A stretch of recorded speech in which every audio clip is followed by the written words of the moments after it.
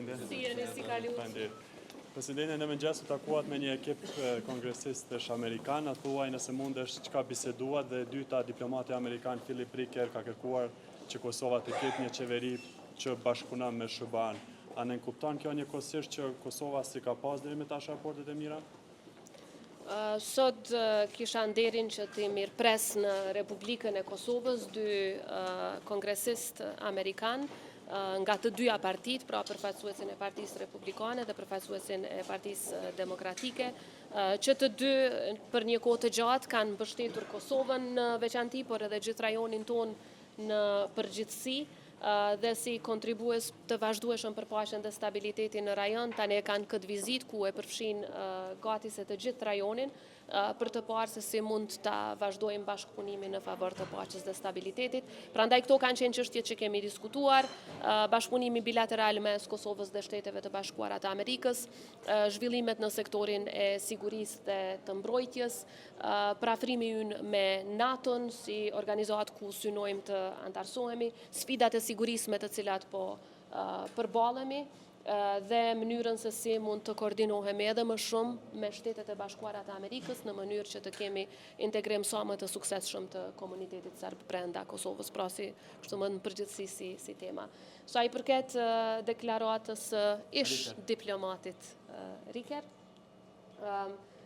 natyrisht që tani që punon në sektorin privat, secili ka qëndrimet e veta, njëkohësisht edhe zoti Ricker, me cilin kam pasur çdo herë një bashkëpunim të shkëlqyeshëm. Në Kosovë nuk ka pasur, as nuk do të ketë asnjëherë qeveri anti-amerikane. Në Kosovë ka pasur gjithnjë dhe do të ketë gjithnjë edhe në të ardhmen qeverinë më pro-amerikane, që mund ta gjej ndokush, për shkak se kemi popullin më pro-amerikan në botë, dhe secila qeveri e Kosovës që vjen nga po ky popull. Pra nuk mund të ketë dallime mes popullit që krijon qeveri apo votuesve që krijojnë qeveri dhe qeverisë, përderisa secila qeveri i ka metodat e veta, i ka strategjitë e veta, e ka mënyrën se si punon me partnerët, dhe për atë se si kanë punuar dhe si do të punojnë në të ardhmen, unë ju sugjeroj që t'i adresoni pyetjet në qeveri. Sa i përket punës sime si presidente e Republikës, mund t'ju siguroj që kam pasur dhe do të vazhdoj të kem një bashkëpunim jashtëzakonisht të ngushtë me Shtetet e Bashkuara të Amerikës, sepse i shoh si partner ekzistencial në zhvillimin e Kosovës, në mbrojtjen e lirisë dhe pavarësisë sonë, si dhe në tejkalimin e sfidave të sigurisë me të cilat ballafaqohemi.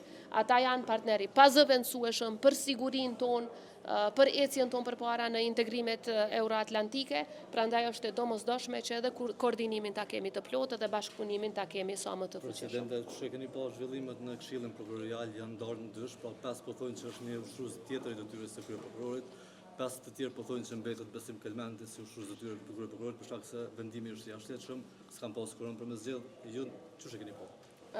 Ne jemi duke analizuar procesin nga aspekti ligjor dhe njëkohësisht si presidente e Republikës dhe garantuese e funksionimit kushtetues të institucioneve, jam në bashkëpunim dhe në koordinim me Shtetet e Kuintit lidhur me këto zhvillime jashtëzakonisht serioze.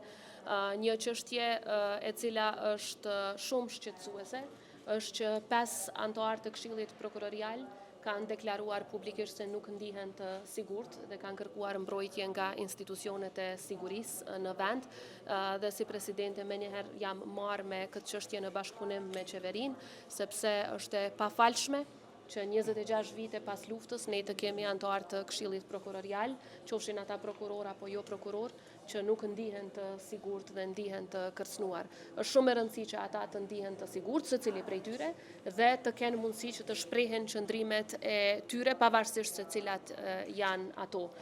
Sistemi i drejtësisë në vend, ju e dini që për një kohë të gjatë është ballafaquar me mungesë me sfida. Jo me mungesë, po me sfida sa i përket profesionalizmit, integritetit, pavarësisë dhe paanshmërisë.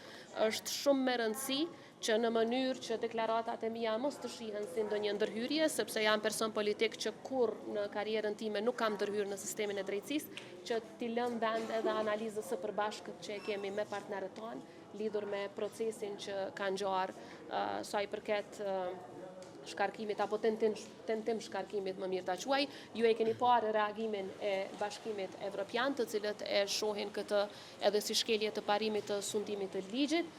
Jemi në proces dhe shumë shpejt do të kemi edhe deklaratë të plot pasi ti përfundojmë punët e përbashkëta dhe analizën e përbashkët që kemi me partnerë tjerë. Nëse mundemi me ditë këta 5 që kanë kërku mbrojtje të afërt, pra janë këta që u largun prej sallës apo këta që morën vendim për shkarkimin? Ju e dini sepse ata para mediave kanë kërku. Ata që janë largu prej sallës para juve kanë kërku që të kenë mbrojtje nga institucionet e sigurisë dhe kanë thënë që ndihen të sigurt dhe unë me njëherë këtë kërkesë të cilën e kanë bërë nëpërmjet jush, ata e kanë bërë këtë kërkesë publike, kanë thënë që ndihen të kërcënuar.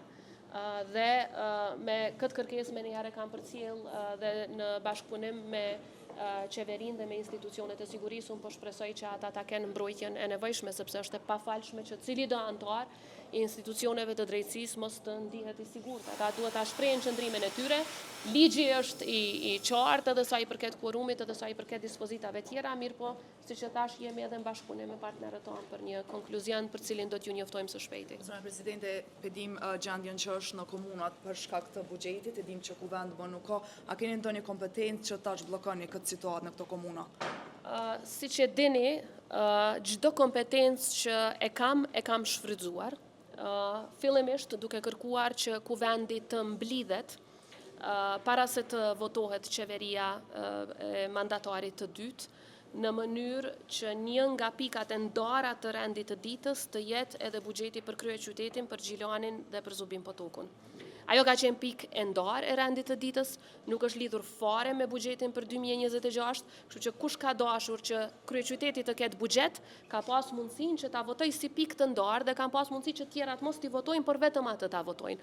Fatkeqësisht, kjo nuk u shfrytëzua si mundësi, edhe pse ka qenë e lejueshme edhe me kushtetut, edhe me ligjet në fuqi, madje edhe me praktikën parlamentare, që një gjë e tillë të bëhet, sepse askund nuk ndalohet që kuvendi nga momenti i konstituimit të mbajë edhe seanca për tema tjera të rëndësisë nacionale siç janë këto. E dyta, pasi ka dështuar mandatari i dytë, ne kemi një aktgjykim të gjykatës kushtetuese të vitit 2020, i cili thotë që kuvendi nuk shpërndohet automatikisht. Pra edhe kur dështon mandatari i dytë, akoma kemi kuvend, deri në momentin kur unë e nënshkruaj dekretin për shpërndarje. Dhe unë nuk e kam nënshkruar dekretin për shpërndarje, qëllimisht i kam ftuar një herë partitë politike dhe i kam ju lutem para se ta shpërndaj kuvendin, kthehuni edhe një herë në sallën e kuvendit. Unë ju pres këtu. Miratoni marrëveshje të ndërkombëtare prej 1.1 miliard, të cilat edhe ashtu kërkojnë 2/3, miratoni buxhetin për kryeqytetin dhe komunat që akoma s'kan buxhet, RTK-n dhe zgjatjen buxhetore për 3 muajt e parë, i cili do duhej të ishte vendimi i kuvendit. Kam kërkuar nga kryeministri, e kam pyetur, a mundesh me heq dorë nga buxheti 2026 që vetëm këto pikat tjera ti trajtojmë, dhe ajo shpajtuar që të hiqet çështja e buxhetit 2026 nga agenda dhe të shkohet në seancë vetëm me këto pika tjera. Pra 1.1 miliard marrëveshje ndërkombëtare, buxhetin e Prishtinës, Gjilanit e të tjera, si dhe zgjatjen buxhetore si akt të kuvendit. Mirë po fatkeqësisht nuk ka pasur dakordim nga partitë e tjera. Mundësi ka pas me u miratu, mirë po nuk ka pas vullnet politik. Si presidente kam shfrytzuar çdo instrument dhe duhet tani të pyesni ata që i kanë refuzuar këto propozime që i kam dhënë, pse i kanë refuzuar. Tani, vetëm pasi kanë insistuar partitë politike që nuk donin të miratonin, unë e kam nënshkruar dekretin për shpërndarje të kuvendit. Tani më kuvend nuk ka, dhe kjo është arsyeja pse kuvend nuk ka, dhe kjo është arsyeja pse s'ka kaluar buxheti i Prishtinës, nuk ka arsye tjetër. Tani pse s'kan votu, duhet t'i pyesni partitë që kanë refuzuar që të kthehen në kuvend para se ta nënshkruajnë dekretin për shpërndarje. Ka qenë në përputhje me kushtetutën, plus ka qenë në përputhje me praktikat parlamentare, sepse në vitin 2020, edhe pasi gjykata kushtetuese ka thënë që ka dështuar mandatari i dytë, rrjedhimisht ka qenë kundër kushtetuese qeveria Hoti, ka konstatuar në po të njëjtin aktgjykim që kjo nuk nënkupton shpërndarje automatike të kuvendit. Dhe pas atij aktgjykimi, ne jemi mbledh në kuvend, e kemi miratu buxhetin për vitin 2021, pra ka edhe praktika që ka ndodhur gjëra të tilla pas dështimit të mandatarit të dytë. Ata kanë pas të drejtë të kthehen në kuvend para se ta nënshkruaj unë dekretin për shpërndarje.